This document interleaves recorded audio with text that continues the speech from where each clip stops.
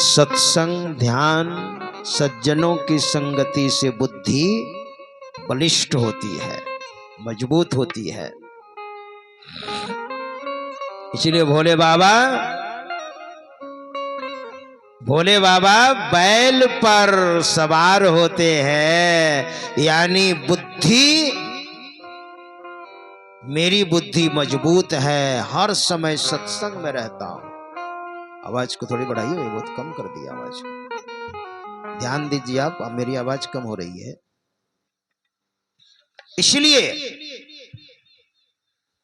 सबका तात्पर्य है, केवल कहानी किस्सा नहीं है ना।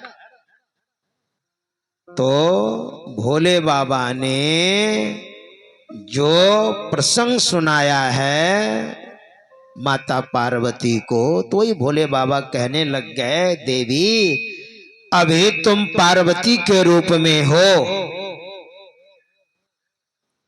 इसके पहले तुम सती के रूप में थी, और मैं और तुम, हम दोनों कुंभज ऋषि के आश्रम में सत्संग सुनने के लिए गए थे।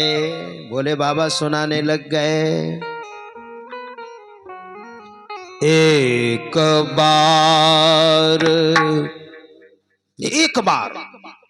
कभी त्रेता में, एक बार त्रेता जुग माही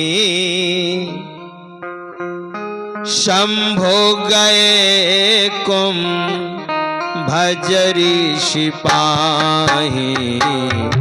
एक बार त्रेता जुग माही शंभो गए कुंभज ऋषि पाही।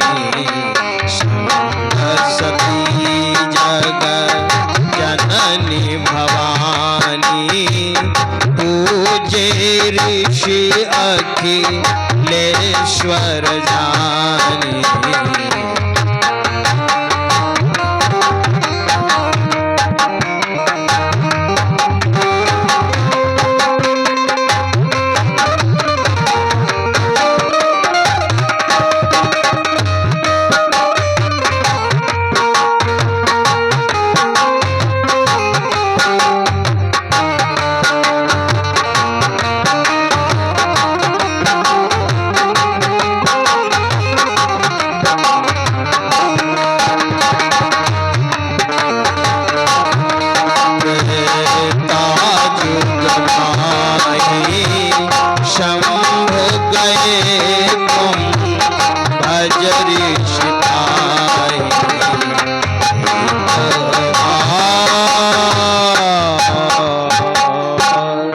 याद रखिएगा, इसलिए मैं बार बार पुनरावृत्ति कर रहा हूं, याद रखिएगा। कौन सुना रहे हैं? भोले बाबा सुना रहे हैं आप बीती, और सुनने वाले श्रोता कौन है? माता पार्वती। भोले बाबा कह रहे हैं, देवी इसके पहले तुम दक्ष प्रजापति की बेटी थी।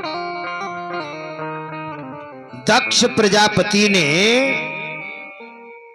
बहुत कड़ी साधना की और 10,000 पुत्रों को जन्म दिया। नारद बाबा ने उन सारे पुत्रों को सन्यासी बना दिया, पुनः 1,000 पुत्रों को जन्म दिया और उसे भी नारद बाबा ने सन्यासी बना दिया। दोनों 10,000 पुत्र और 1,000 पुत्र, 2 बार जो सृजन किया, एक बार हर्यश्व नाम पड़ा, दूसरी बार शबलाश्व नाम पड़ा। तो दक्ष प्रजापति ने सोचा, ओ मैंने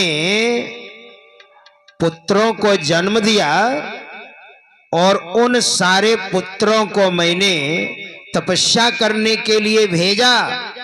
तपस्या करके लौट करके आ रहे थे, देवर्षि नारद ने कूट प्रश्न किया। और इस तरह से प्रश्न किया, उत्तर नहीं दे पाए। तो देवर्षि नारद ने कहा, गार्हस्थ जीवन में जाओगे तो क्या फायदा, अरे सन्यासी बन जाओ। तपस्या का मतलब ये होता है।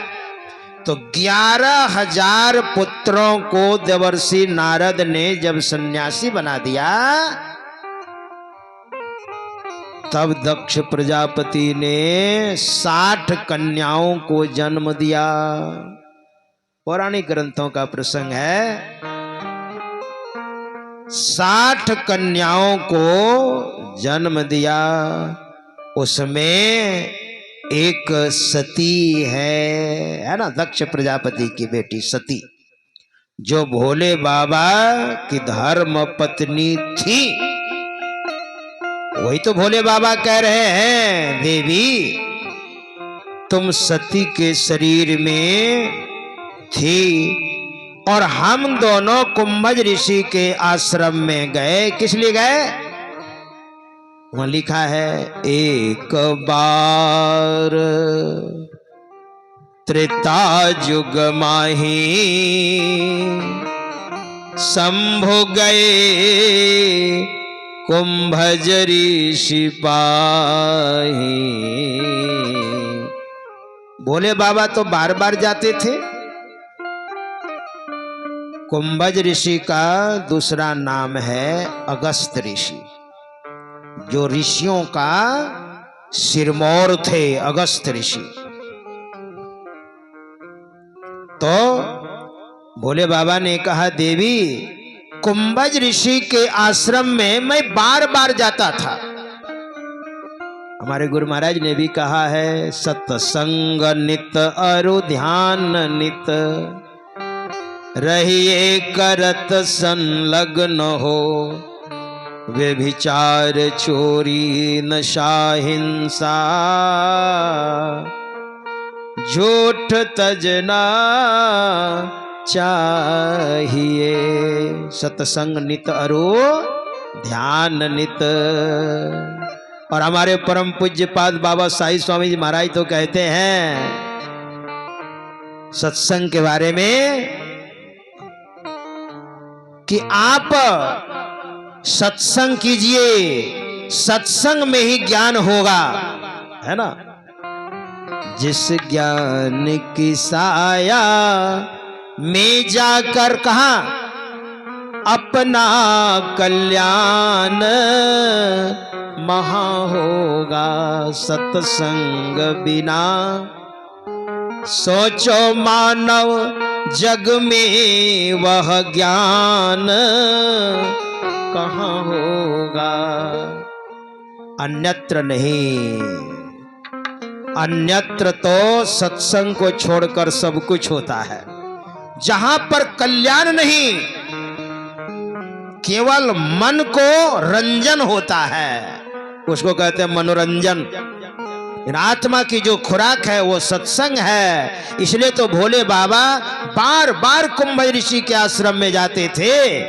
लेकिन मन में हुआ कि चलो एक बार सती को भी साथ में ले चलते हैं। संग सती जग जननी भवानी। अब देखिए तुलसी बाबा कहते हैं भवानी जगत की माता, संग सती, माता सती साथ में है, मतलब जगत की माता है ये। जग जननी भवानी जगत की माता है। तो अगस्त ऋषि को भी अच्छा लगा कि आज देखिए अगस्त ऋषि की दृष्टि देखिए आप। अगस्त ऋषि ने देखा आज माता जी भी आई हैं। भोले बाबा तो मेरे शिष्य हैं, ये तो बराबर सत्संग करते, सुन करके जाते और फिर सत्संग सुनाते, श्रोताओं को सुनाते। लेकिन आज माता जी भी साथ में आई हैं, ये भावना नहीं है। अगस्त ऋषि को कि मेरे शिष्य की पत्नी है। ये भावना नहीं है, वहां आदर का भाव है। और जानते क्या किया? अगस्त ऋषि ने बढ़िया से बैठाया, आसन में बैठाकर, और माता सती के चरण को पखारा है, पाद प्रक्षालन किया है। ये आदर है, आदर, ये सम्मान है। पूजे ऋषि, साफ शब्दों में लिखा है, पूजे ऋषि अखिलेश्वर जानी। ये अखिलेश्वरी हैं, परमेश्वरी हैं, सबके माता हैं।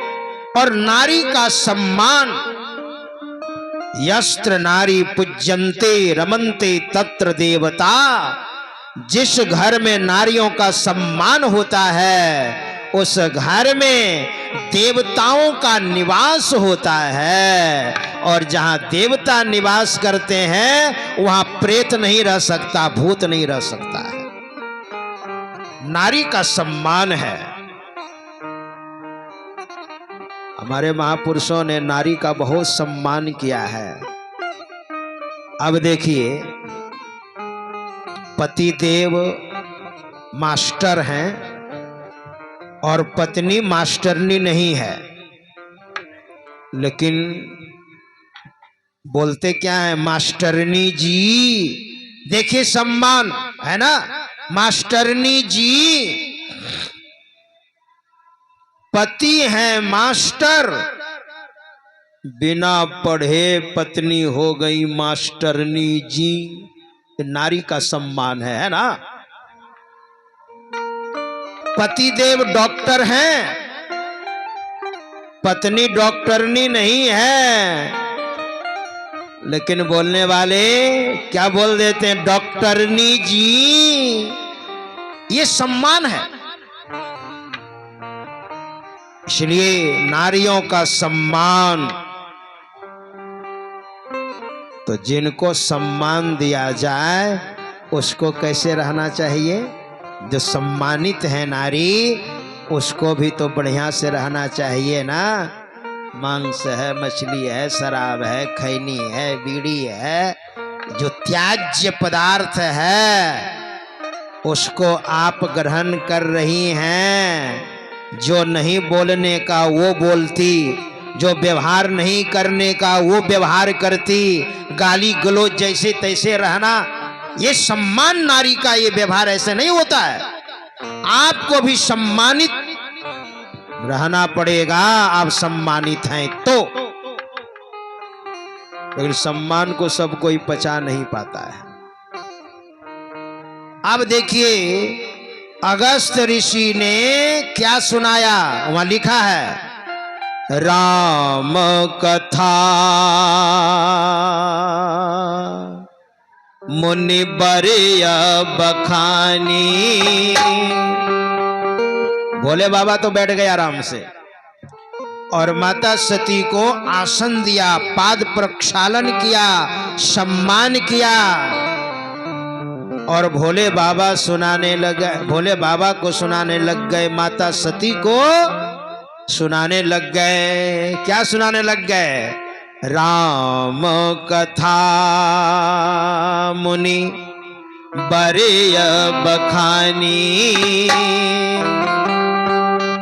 राम कथा मुनि वर्य बखानी। आप कहेंगे महाराज राम कथा? बहुत बार लोग कथा का अर्थ अलग ढंग से कर देते हैं। कथा, कथा कहिए, सत्संग कहिए, सत्संग कहिए, कथा कहिए। आवाज जो बीच में बोलता है वो देखते नहीं रहा ऑपरेटर साहब, उसको थोड़ा हल्का सा कम कर दिए, सीटी मारता है पीछे। तो हमारे गुरुदेव ने कथा शब्द का व्यवहार किया है। धर्म कथा, धर्म कथा बाहर सतसंगा धर्म कथा। महर्षि पदावली में धर्म कथा।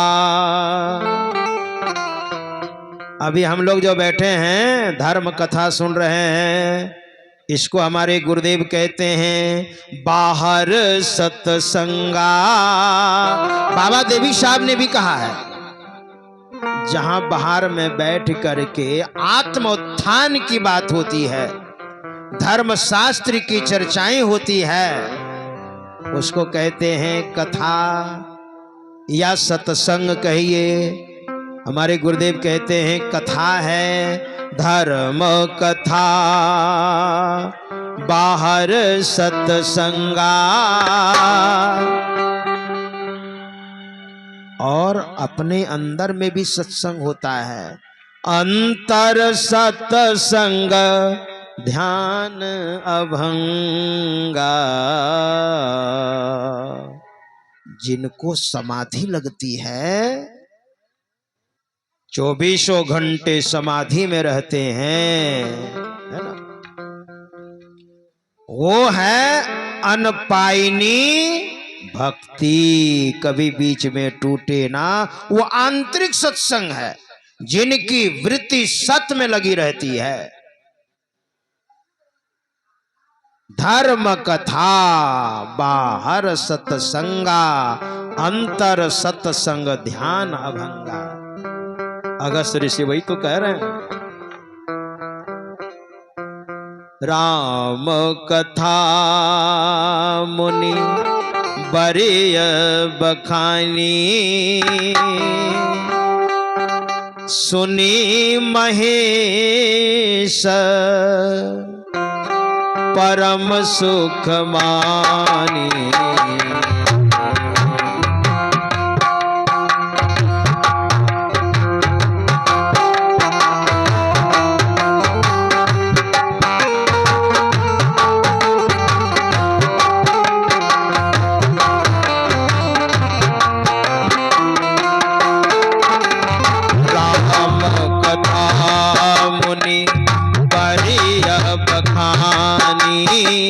सुनी महेश परम सुख मानी।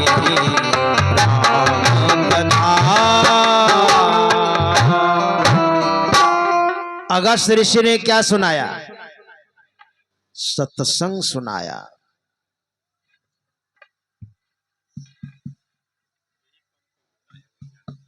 उसको कम कीजिए थोड़ा सा, इसको कम, इसको मत कीजिए।